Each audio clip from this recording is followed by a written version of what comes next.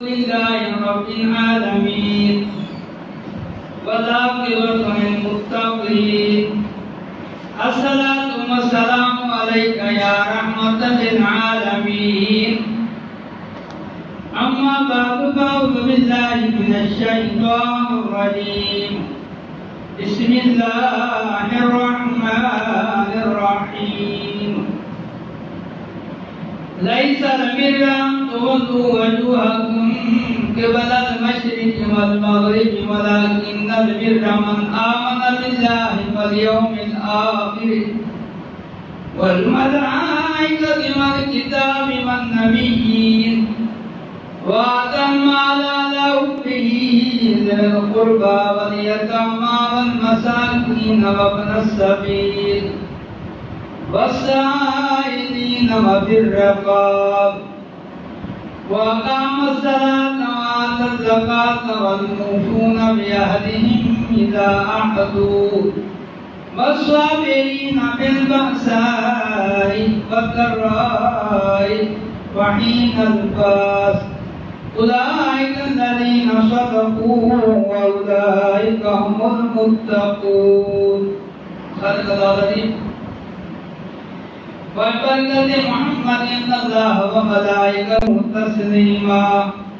اللهم صل على سيدنا مولانا محمد وعلى آل سيدنا وأصحاب سيدنا مولانا محمد بارك وسلم وصلوا عليه.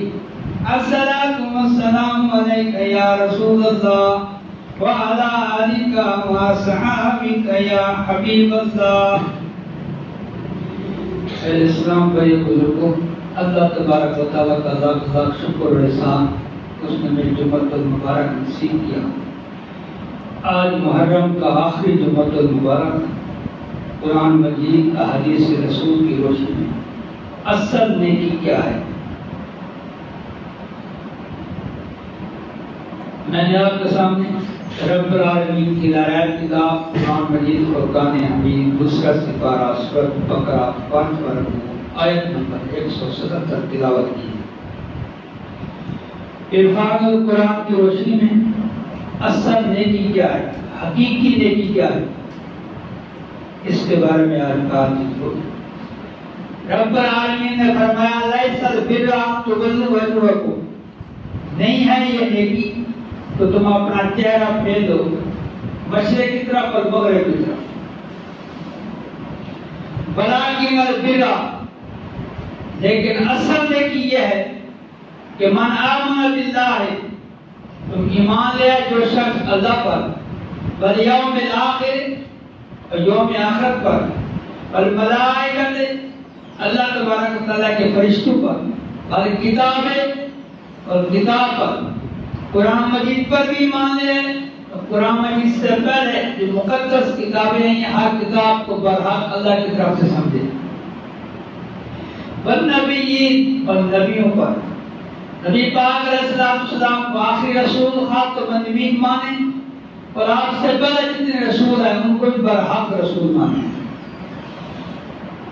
وآتى المال على حبه، اللہ نے جو تمہیں مال دیا ہے اللہ کی رضا کی خاطر، اللہ کی خوشنودی کی خاطر، اللہ کا قرب حاصل کرنے کی خاطر، اللہ کی محبت کی خاطر، اس مال کو خرچ کرے ذوی القربہ، پہلے نمبر پر رشتہ داروں کا.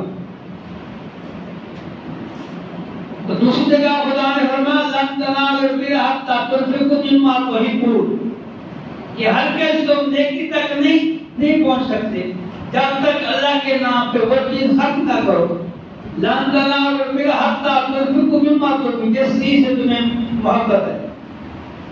آج انسان کو جو مال سے محبت ہے، تو رب کرام نے فرمایا حقیقی نیکی کیا ہے کہ وآتى المال على حبه، جو کچھ خدا نے تمہیں مال دیا ہے اللہ کا قرب حاصل کرنے کا تو اس مال کو خرچ کرو. پہلے نمبر پر ذوی القربہ، رشتہ داروں پر. ذوی القربہ میں بیوی بچے جو ذوی القربہ رشتہ دار ہیں جو تمہارے قربت والے ہیں، بہن بھائی، اس طرح جو آگے رشتہ دار ذوی القربہ، اللہ کی خوشنودی حاصل کرنے خاطر کسی پر احسان نہ کرنا اور مال خرچ کر پہ احسان بھی نہ جتلانا. اگر کسی پر احسان کیا تو اللہ کی اللہ حب ہی ذوی قربا، رشتہ داروں پر مال خرچ کرنا اللہ کی رضا کے لیے. والیتاما، دوسرے نمبر پہ فرمایا یتاما جو یتیم ہیں ان پر اپنا مال خرچ کرو اللہ کی رضا کے لیے. یتیم پر مال خرچ کرنے سے اور یتیم پر احسان نہ کرنا بلکہ اللہ کی رضا کے لیے، اللہ کا قرب حاصل کرنے کے لیے یتیموں پر اپنا مال خرچ کرو. والمساکین، اس نمبر پہ فرمایا مساکین. وابن السبیل، چوتھے نمبر پہ مسافر. پہلے زمانے میں سفر بڑے طویل ہوتے تھے اور پیدل کے سفر ہوتے تھے. آج کے دور جدید میں سفر کے مشکلات نہیں ہیں، مگر اگر کسی جگہ مسافر کو کوئی پریشانی آ گئی تو اللہ نے تمہیں مال دیا تو اس مال کو وابن السبیل مسافر پر بھی خرچ کر سکتے. جو اللہ کے راستے میں مجاہد ہے اس پر بھی اپنا مال خرچ کرنا. وابن السبیل. السالین وفی رقاب، سوال کرنے والے اور گردے کو کہتی ہے جو نہ حق قید ہو گیا اس کی رہائی پر بھی تم اپنا مال خرچ کر سکتے ہو. حلال زیادہ سے کمائے ہو مال اللہ کی خوشنودی کے لیے. وقام الصلاۃ وآت الزکات، نماز قائم کرنا. یہ خدا اصل نیکی بتا رہا ہے کہ اصل نیکی میں کہ سارے مال خرچ کرنے کے بعد آگے فرمایا وقام الصلاۃ. حقیقت میں دیکھا جائے تو مفسرین کرام فقہاء کرام فرماتے ہیں کہ دین کے 10 حصے مسجد کے اندر ہیں اور دین کا 9 حصہ مسجد کے باہر ہے. آج ہم نے صرف دین کو مسجد تک محدود کیا. جب مسجد سے باہر نکلتے ہیں پھر ہمارا وہ دین نظر نہیں آتا. اللہ اور اس کا جو رسول ہے وہ دیکھنا چاہتا ہے کہ تم دکان میں جاؤ تو وہاں دین نظر آئے، تم ملازمت پہ جاؤ نوکری کرنے جاؤ وہاں تمہیں دین نظر آئے، تم تجارت کرو وہاں دین نظر آئے، رشتہ داروں کے معاملات کو حل کرو وہاں دین نظر آئے. جو تم قدم اٹھاتے ہو اللہ رسول کا دین وہاں نظر آئے. 99% دین جو ہے وہ مسئلے سے باہر ہے. اور اپنے کناکری سیدھا نام کتاب میں فرمایا یا ایھا الذین آمنوا ادخلوا فی السلم کافہ، اے ایمان والو. یہ ایمان والوں کو خطاب ہے، ایمان کا داخل ہو گئے خدا پھر ایمان والوں کو خطاب کر رہا ہے. یا ایھا الذین آمنوا ادخلوا فی السلم کافہ، اسلام میں ایمان میں صرف 10% یا 20% داخل نہ ہو بلکہ کافہ مکمل آپ کو اسلام کو نافذ کرو. صرف دین اسلام کے چند رسمیں لے کے یا چند عبادات کر کے باقی معاملات کو چھوڑ دینا یہ دین نہیں ہے.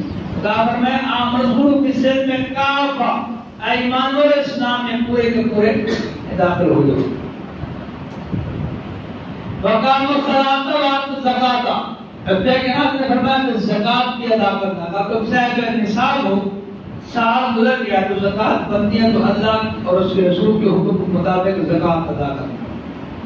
آگے فرمایا والموفون بعہدہم اذا عاہدوا، وعدہ پورا کرنا جس سے تم وعدہ کر لو. دوسری جگہ کیا آتا ہے ان العہد کان مسئولا، کہ وعدے کے متعلق تم سے سوال کیا جائے گا. یہاں فرمایا خدا نے کہ جیسے تم نے وعدہ کیا ہے پھر اس وعدے کو پورا کرو.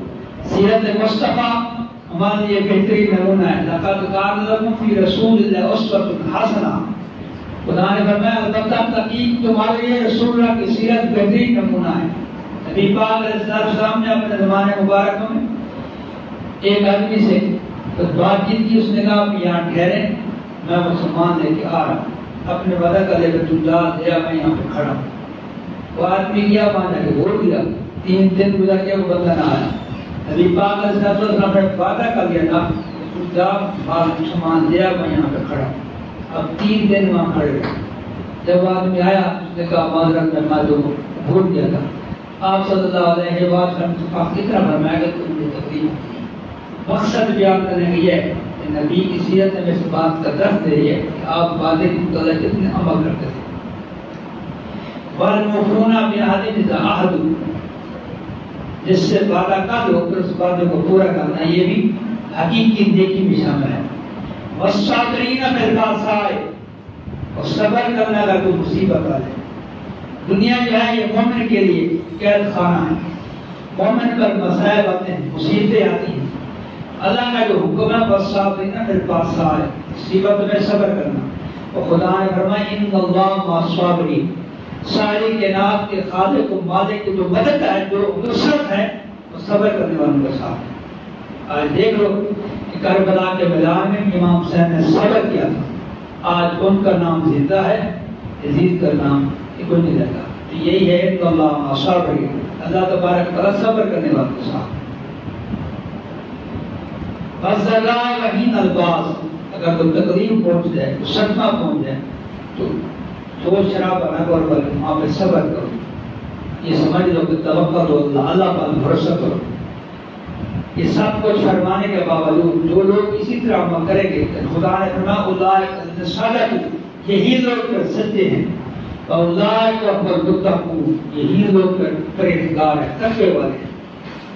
ہر آدمی کہتا ہے میں متقی ہوں، پرہیزگار ہوں، تو خدا نے ایک گائیڈ لائن دے دی کہ اصل نیکی یہ ہے اور تقوی والے یہ لوگ ہیں۔ لیس البر ان تولوا وجوہکم، لیکن نیکی یہ نہیں ہے نماز کی فضیلت، نماز کی اہمیت، نماز کی عظمت اپنی جگہ بڑھا، مگر خدا نے فرمایا یہ اسی کو نیکی نہ سمجھ بیٹھنا کہ صرف کافی کی طرح مقدس اللہ پر کہہ دیا نماز فرض ہے، مگر اس کے بعد جو معاملات ہیں مسئلے سے تم باہر نکلتے ہو وہاں تمہارے اندر دین نظر ہے۔ نبی پاک علیہ السلام کی ایک رضائی بہن تھی، رضائی بہن کہتے ہیں جو ایک ہی ماں کا ذکر، حقیقی بہن نہیں تھی۔ جب مدینہ منورہ میں اسلام فتح ہو گیا اور رضائی بہن تھی دوسری علاقے میں چلی گئی، مسلمان ایسے ایسے علاقے فتح کرتے گئے، ایک دن ہے کہ وہ شام کا علاقہ بھی فتح ہو گیا۔ جب مسلمان کسی ملک میں کسی ریاست میں کسی شہر میں فاتح داخل ہوتے تھے تو وہاں پہ جو قیدی آتے تھے وہ قیدی دربار کے نبوت میں لے کر آتے، اس قبیلے کے لوگ جزیہ بار لے کر جو اس وقت قانون تھا اپنے قیدیوں کو چھڑا کے لے کے جاتے تھے۔ مسلمان اس علاقے کے قیدیوں کو لے کر بار کے نبوت میں آ گئے، اس علاقے کے قبیلے والوں نے سارے قبیلے والے لوگ اکٹھے ہوئے، جب مسلمان ہمارے رشتہ دار کو قیدی بنا کر لے گئے ان کا اصول ہے دستور ہے کہ اتنے پیسے ہو جائے گے، لہٰذا ہم سارے لوگ اکٹھا کریں، مال اکٹھا کر کے اپنے قیدیوں کو چھڑا کر لیا۔ انہوں نے تاریخ مال اکٹھا شروع کر دیا۔ نبی پاک علیہ السلام کی رضائی بہن کے دروازے میں بھی جا کے دستک کی، اندر اور سے پوچھا وجہ کیا تم کیوں پیسے اکٹھے کر رہے ہو؟ آج اس طرح مسلمان جو ہے نا ہمارے قیدی لے کے ہمارے رشتہ داروں کو قیدی بنا کر لے گئے، ہم ان کو اتنا فدیہ دیں گے، اتنا جزیہ دیں گے، اتنا پیسہ دیں گے، ہم اپنے قیدی رشتہ دار کو چھڑا کر لیں۔ مسلمانوں کے رسول کے پاس ہمیں جانا پڑے گا، اللہ کا رسول ہے۔ اس عورت نے کہا آپ مجھے اس کے پاس لے چلیں، ہو سکتا ہے یہ آپ کو پیسہ بھی نہ دینا پڑا، مطلب تیرا اس کے ساتھ رشتہ کیا ہے، وہ مسلمانوں کا رسول ہے، مسلمان نے تیرا اسلام کو تل ہو تیرا کو ان کی طرف سے نہیں کرے تو آپ یہ لے چلو۔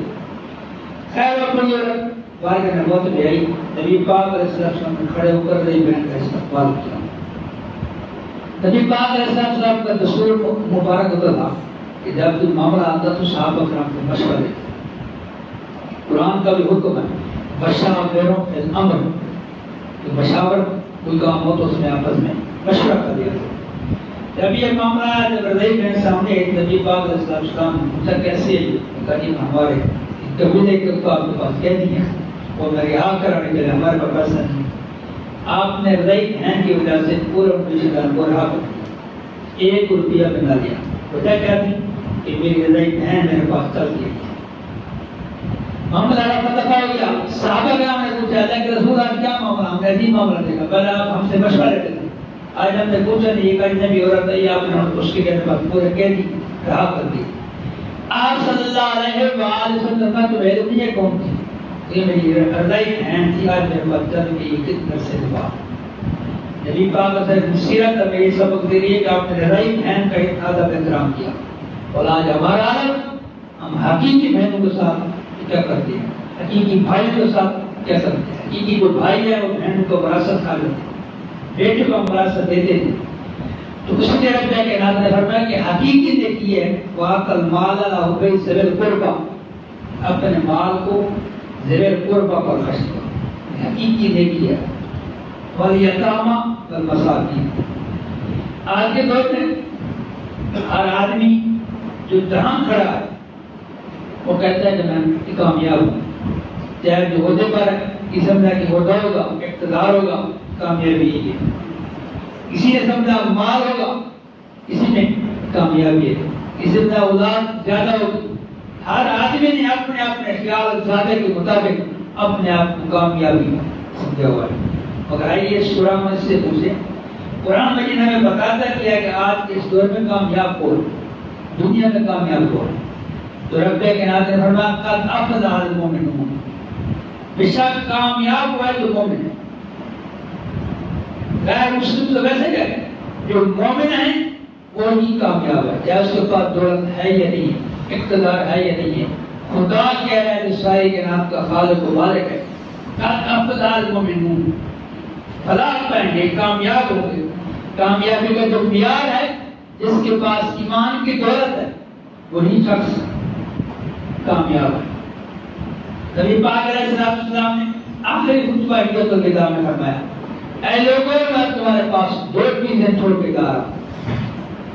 نبی پاک علیہ السلام کو یہ بتا کہ میرے وصال کے بعد کسی نبی نہیں آنا، کیونکہ آپ خاتم نبی ہیں.